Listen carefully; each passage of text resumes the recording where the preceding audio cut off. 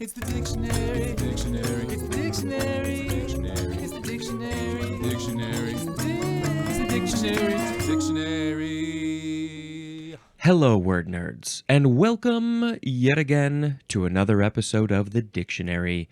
It's a podcast, it's a YouTube show, it's whatever you want it to be. I am recording this on May 10th, 7:03 a.m. Let us now talk about these words. First, today, we have extension agent, 2 words. Noun from 1949.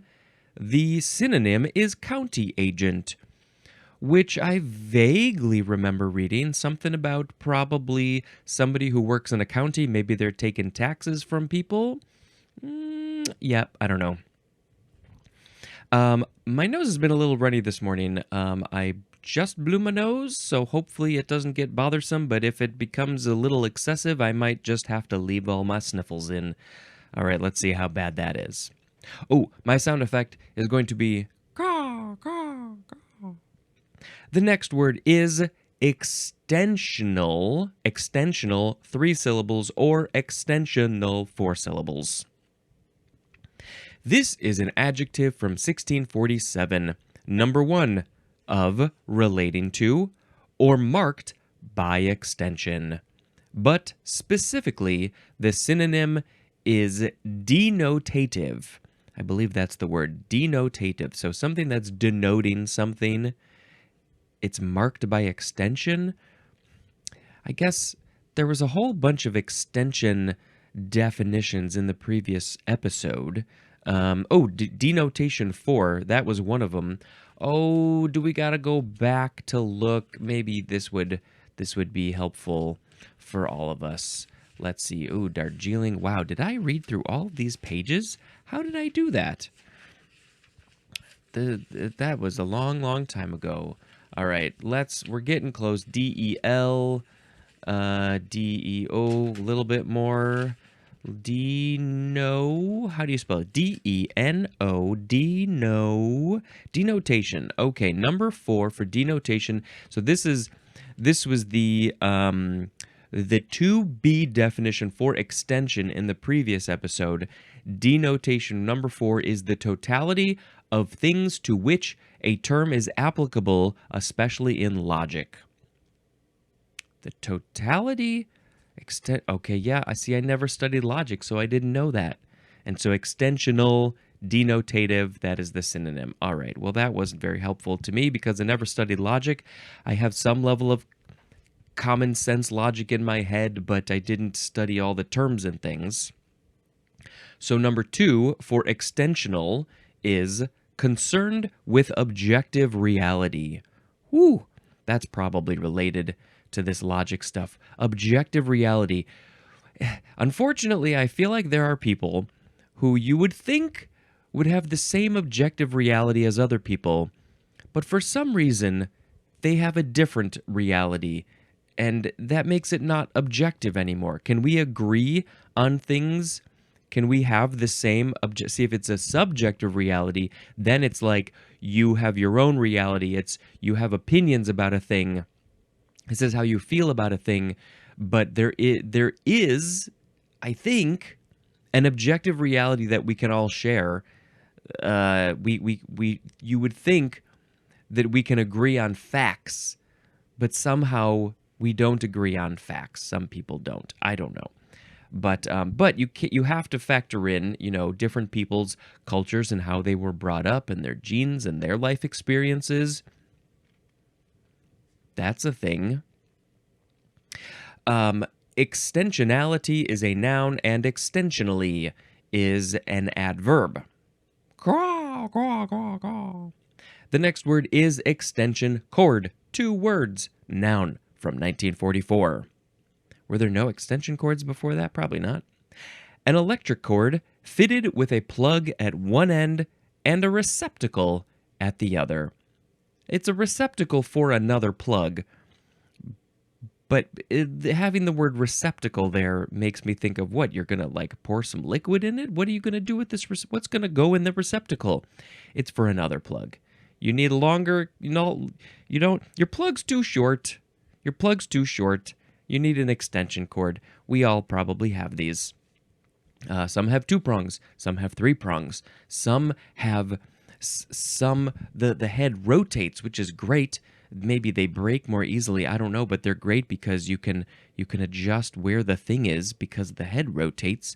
There are fat ones and skinny ones, and there are power strips, and some power strips have surge protectors in them. Those can be kind of considered an extension cord. What else does Spencer have to say about extension cords? When I knew somebody who was babysitting for some kids, and one of the kids had an odd love, a passion for extension cords. And I have to imagine he was probably on the autism spectrum. This is probably something, some people get just very focused on a thing, and they love a thing, and they study this thing, and they want to do everything about this thing. Trains are a very common thing. And so we just thought it was fascinating and really interesting that he was so focused on extension cords. He was asking her, what kind of extension cords do you have? What color are they? How long are they? I don't know what other questions you could ask about extension cords, but how many prongs do they have? Yeah, it was fascinating. I use extension cords at work all the time. I'm always having to extend my power capabilities. There are those that are like at an angle. The things are at an angle. I don't know. I think there's like just so many different types because you don't know what your situation is where you gotta plug it into. I want one that's just skinny and just fits in anywhere, and just that's it. I don't want anything fancy, except the rotating one. Those are useful. Okay, too much talk about extension cord. We also call them stingers sometimes. Give me a stinger. Sounds like a cocktail. Is there a cocktail called a stinger? Caw, caw. The next word is extensity. Extensity. Noun from circa 1834. Number 1A is the quality of having extension. If you have extension, then you have extensity. Extensity. 1B, degree of extension, and the synonym is range. So if you go to bend and unbend your arm, I think we talked about that in the previous episode, maybe you can only bend your arm to here, so you don't have as much extensity as somebody who can bend it out to here. Should I do this? Is this more useful? There we go. Okay. Let's see. What about... did I say the synonym was range? Yeah. 2. An attribute of sensation whereby space or size is perceived. The attribute of sensation where space or size... So you're perceiving the space and or the size of a room, and that sensation is extensity because that's the attribute of sensing the space or the size. This is a weird one. I don't know if I understand that. Caw. Extensive. Adjective from 1604. Number 1, having wide or considerable extent, as in extensive reading. I do not do extensive reading. Well, I kind of do with this book. I'm reading a lot of stuff extensively, but in my day-to-day life, I do only minimal reading. It's not wide or considerable at all. Number 2, the synonym is extensional, which was the second word in this episode. Extensional. 3, of relating to or constituting farming in which large areas of land are utilized with minimum outlay and labor. Extensive. So constituting farming, which it's extensive farming. You've got thousands and thousands of acres. It takes you a whole year just plant everything. No, that doesn't make sense. That wouldn't work at all for farming. You got to get all your stuff in a relatively short amount of time, so they have the spring, summer, and fall to grow, so you can harvest them later, whatever it is you're growing. But you're extensive. You're growing lots of things. You've got lots and lots of land. You got lots of people to help you. You probably got some machines to make it speedier. It's called extensive farming, probably. Utilized with minimum outlay and labor. Minimum outlay. So that's the other thing, is that it doesn't require a lot of work, I guess. It's got large areas, but not a lot of work. Extensively is an adverb, and extensiveness is a noun. Caw, caw, caw. The next word is extensometer. Extensometer. Noun from 1887. This is an instrument for measuring minute deformations of test specimens caused by tensions, compression, bending, or twisting. So it's just the tiny little deformations in tension. I think that's like how maybe if it's getting stretched. Compression, you're squishing it. Bending the thing around. Or twisting. Those are all the different ways probably that you can mess with a physical thing. This, if you're trying to make something super, super strong, some metal, steel, and you're going to put it through the tests of all these things, stretch it, compress it, bend it, twist it, bend it, bop it, smack it, then this extensometer is going to be reading how much this thing is affected by all of those physical changes. Extensometer. At 1887, let's put a picture on the social media for an old extensometer. Caw, caw, caw, caw. The next word is extensor. Extensor. So close to my name, Spencer. Noun from 1615. This is a muscle serving to extend a bodily part as a limb. And I want to look up a picture of an example of one of these muscles, extensor muscles. Okay, let's see. We got lots and lots of muscle. Back extensor muscles. Those are two on either side of the spine that go from your neck all the way down to, it looks like your butthole. Looks like they go down practically to your butthole. What about this picture that has lots of colors? It's the arm. The yellow one goes kind of in the middle of your arm up through to like each of the fingers. That's the extensor digitorum. Let's see. I guess I have to hold my hand this way to make it match that more. Well, technically we could do this one so it's easier. Let's see. This purple one is on this. No, it's on the outside. The outside, like more like closer to the pinky. Can he move? This is the extensor carpi ulnaris. It's more on the outside of the arm, goes from the elbow to the wrist. Let's see. Then there's also this green one. Ooh, it's in between the yellow and the purple one. Why is my thumb getting the artifacts? That is the extensor digit minimi. Minimi. And then there's the blue one, which is more on the thumb side, which goes also from the elbow all the way to practically the wrist. So that would be on this over here. I guess that's the one that does that thing. I don't know. That is the extensor carpi radialis longus and brevis. There's two of them. They sort of overlap. Oh boy, that was exciting. That was so exciting. The extensor muscles they make. So are those the muscles that make my arm extend and move? Caw, caw, caw. Extent.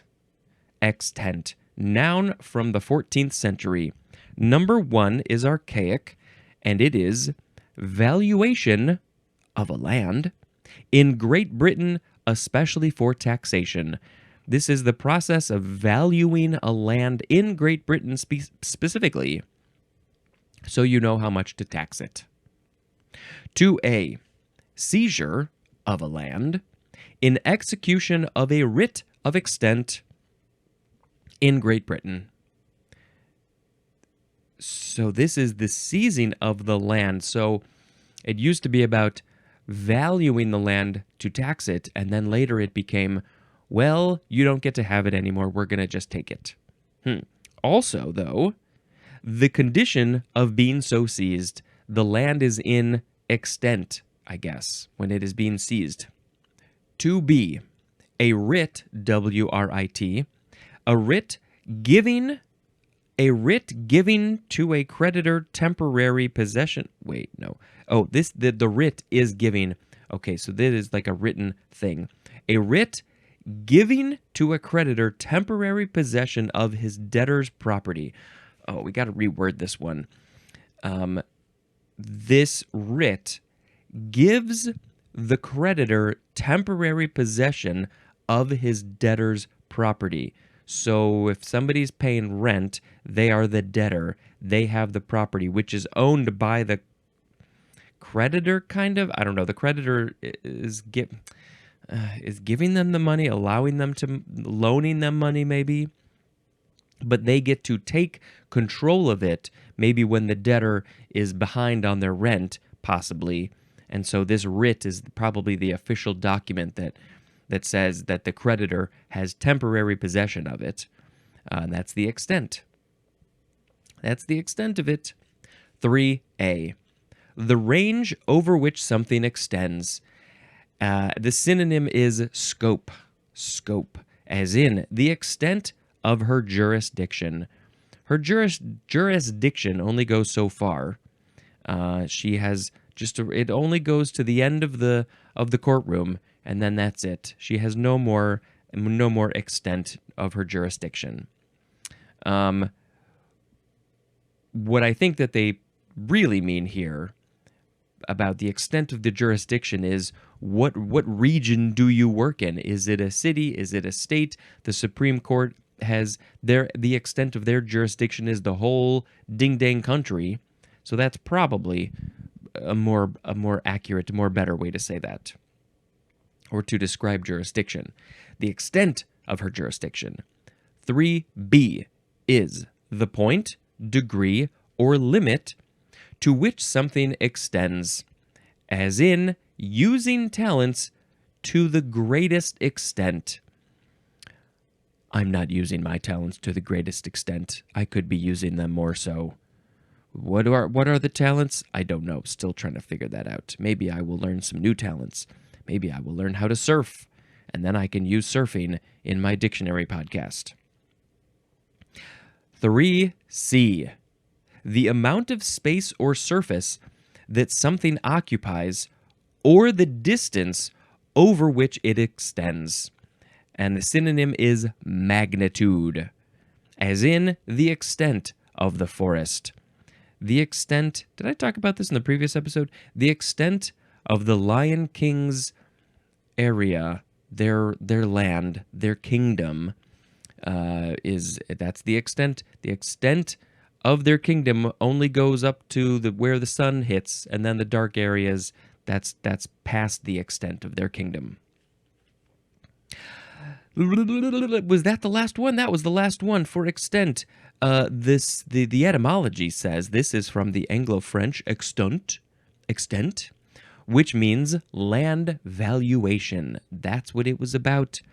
And so, it somehow evolved from the value of a land, how to value a land, to just like the amount of the land, I guess.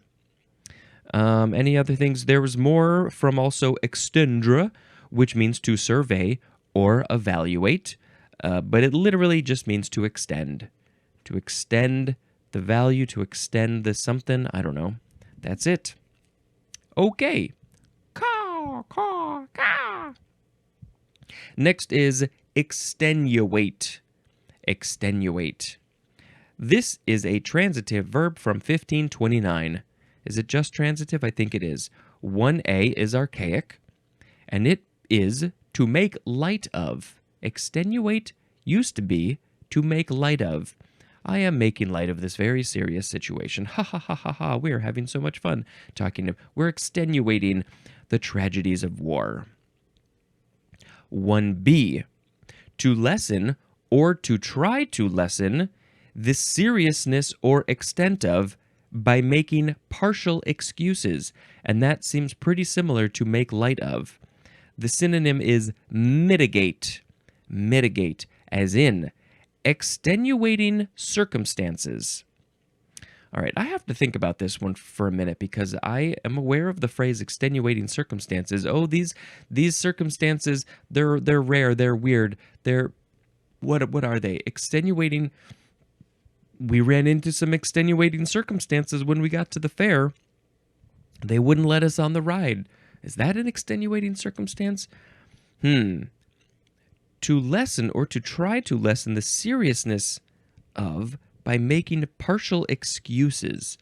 I wonder what would happen. What would happen if we just looked up what are extenuating circumstances? What would an example be? What are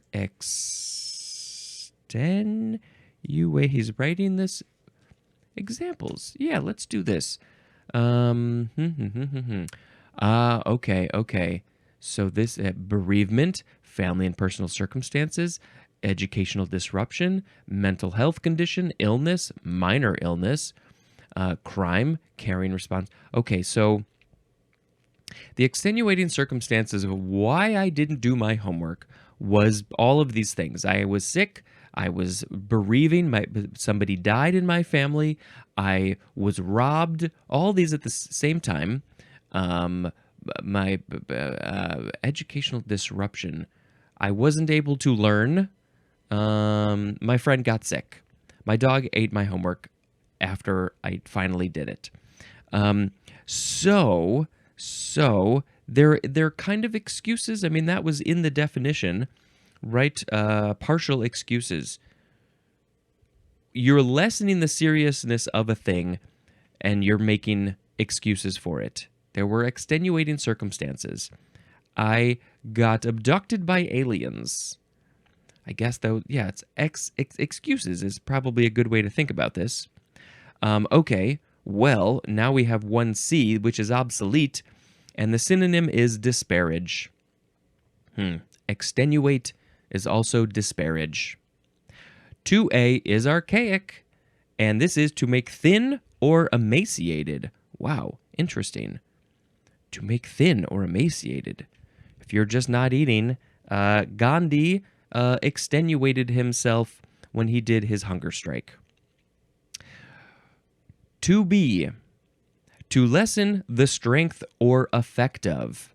Okay, so I can see how that's connected to making thin and emaciated, to lessen the strength or effect of. And how is that connected to these excuses, the extenuating circumstances? Extenuator, that is a noun, and extenuatory, that is an adjective. Now, what does the etymology have to say? Okay, I see. It's from the Latin verb extenuare, which is from ex plus tenuis, which means thin. That's what it is. So that number 2 definition, making thin, makes sense, totally makes sense. But to make light of, to make excuses for a thing, I think the connection there is getting very thin. We're extenuating the connection between those. I don't really get that one, but hey, whatever. It seems like the 2A and 2B came first. Which came first, 2A or 1A? And then maybe 1A came later. To make light of. Just caw. The next word is extenuation, noun from circa 1543. Number 1, the act of extenuating or state of being extenuated, especially partial justification. I am partially justifying why I did the thing I did. 2, something extenuating, especially a partial excuse. What is the difference between a partial excuse and a full excuse? I'm a little bit confused by that. I'm only partially describing why I didn't make it to class. The rest of the reason I didn't make it to class was because I didn't want to. Ooh, caw, caw, caw, caw, caw. You might hear that sound in the exterior, outside. This is the first form of the word exterior, adjective from 1528. Number 1, being on an outside surface and also situated on the outside. Are you situated on the outside of the thing? Then you would be an exterior chair. Are you a chair that's on the surface of an outside deck? You're an exterior chair. Oh, we can't ever bring that exterior chair inside. I'm wearing my exterior shoes. These shoes are not allowed inside because the bottoms are gross. All of the bottoms of your shoes are gross. They just are. You can't help it. We have interior shoes and we have exterior shoes. Number 2, observable by outward signs, as in his quietness is bellied by an occasional nervous twitch. Now wait, where? Oh, I missed it. Okay, his exterior quietness is belied by an occasional nervous twitch. And that is a quote from Current Biog, which could be biography. His exterior quietness is belied by an occasional nervous twitch. So when he's out in front of people, he's quiet, but sometimes he's nervous. I mean, he's an introvert, so he's nervous about being out in amongst people, and then he gets a little bit of a twitch. He's getting very anxious about that. His exterior quietness. I kind of have an exterior quietness, unless I have to talk and say something or whatever. And then I have exterior quietness. But interior, I'm loud. Okay, what else? Number 3 is suitable for use on outside surfaces. You can put this on outside surfaces.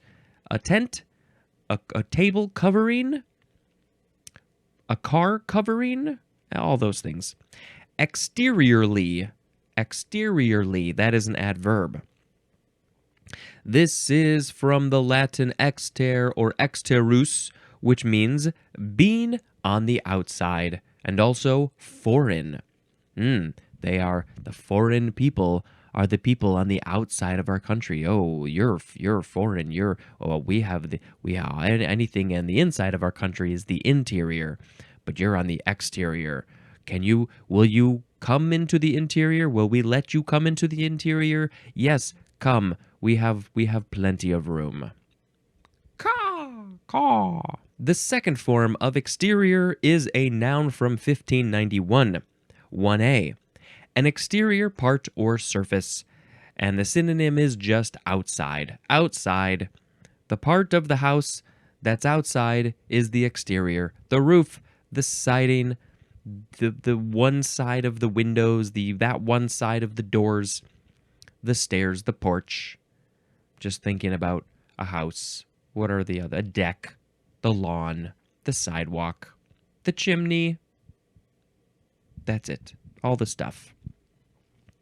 Let's see. Part of the outside surface situated. That was number 1. Then number 2 is a representation, as on stage or film, of an outdoor scene, and then also a scene filmed outdoors.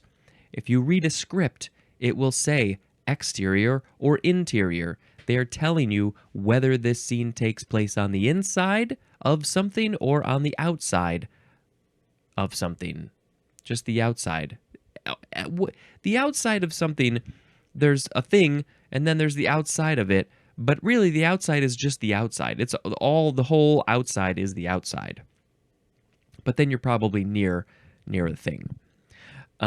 So the representation, we are representing the outside in a play, in a film. But usually in a film, not usually, sometimes you are literally outside. You are literally in the exterior when you are shooting the exteriors. But sometimes you build a set inside of a studio so you have control over all the elements like light. That's a big one.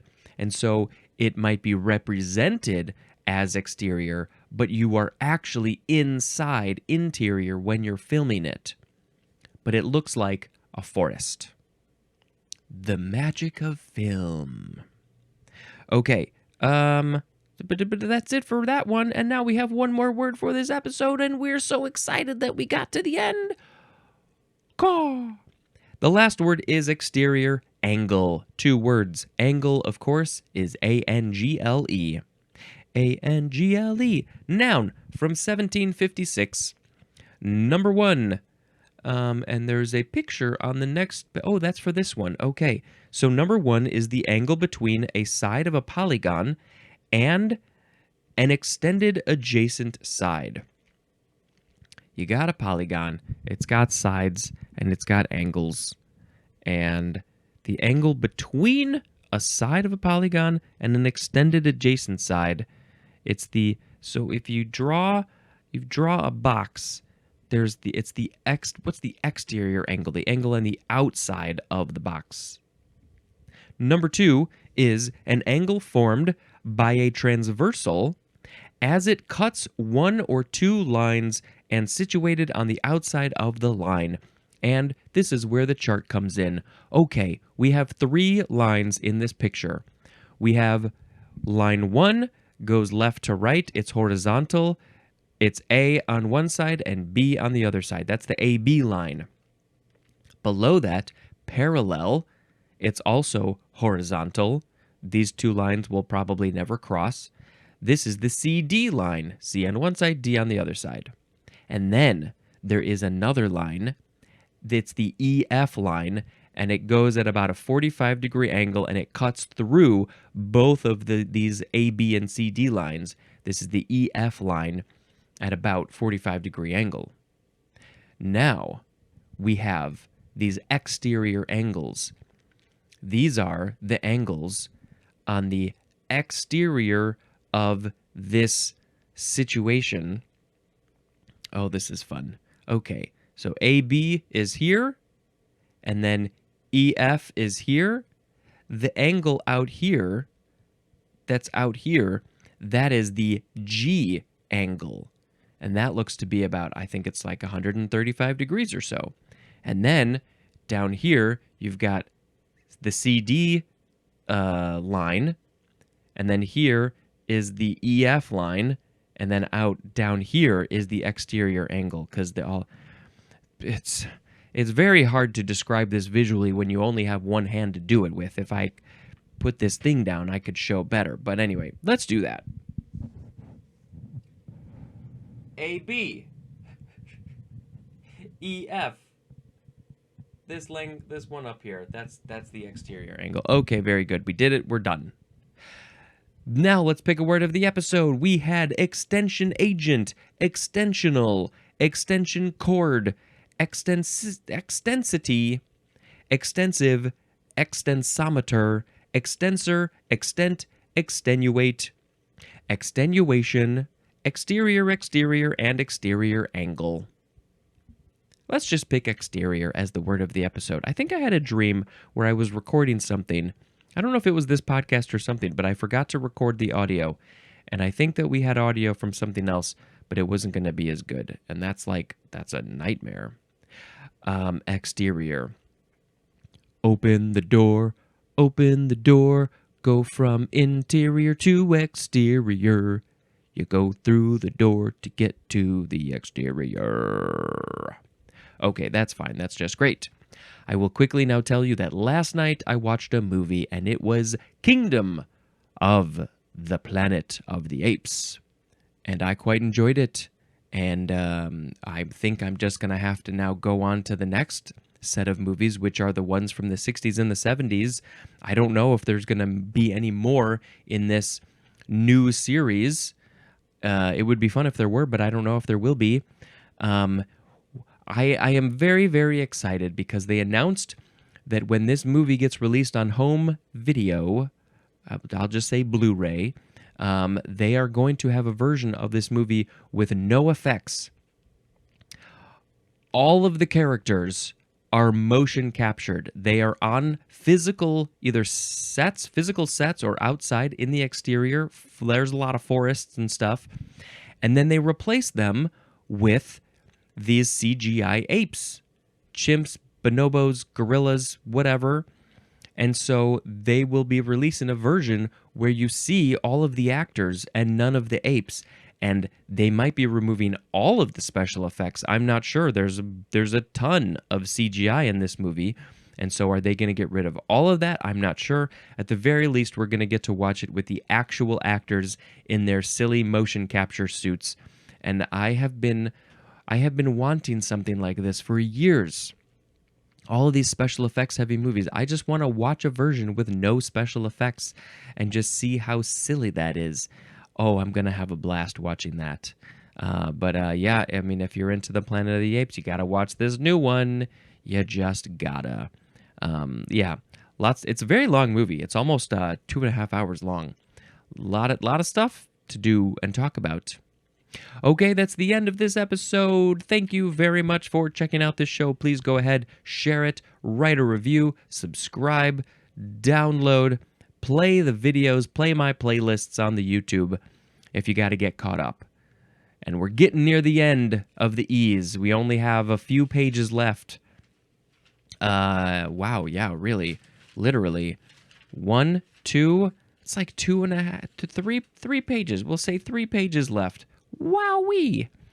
This has been Spencer dispensing an extensor muscle while he dispenses information. Okay, bye.